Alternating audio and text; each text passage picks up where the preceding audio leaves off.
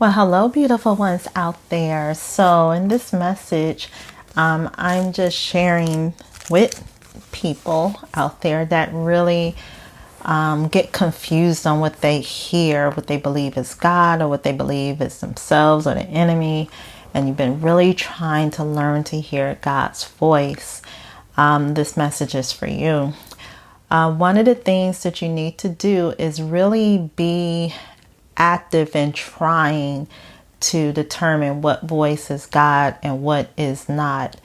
There are times that you've heard things and they have come to pass, and there's times you've heard things that you may have wanted to hear and then those things don't come to pass, and then you get very disappointed.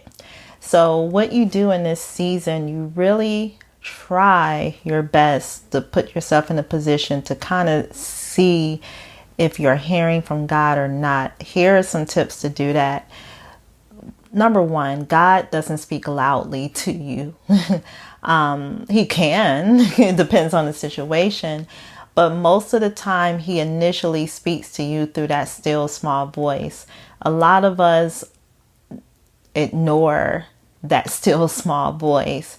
And then when we ignore it, we're like, man, something told me not to do that. Something told me to do this. And start paying more attention to that still small voice. A lot of times we hear the still small voice and we ignore it. And then we pay more attention to what we want to hear, or what is loud, or what is enticing, or what is fearful, instead of paying attention to that still small voice. During this next month or so, especially practice this these last couple of months of this year so that you can really thrive in next year. Because if you hear and pay attention to what God is telling you, you're going to prosper. The word says that he give you plans to prosper, not to harm you, to give you a hope in the future, right? So you pay more attention to that still small voice and begin to take the advice of the still small voice. You're going to start seeing your life change so much for the better.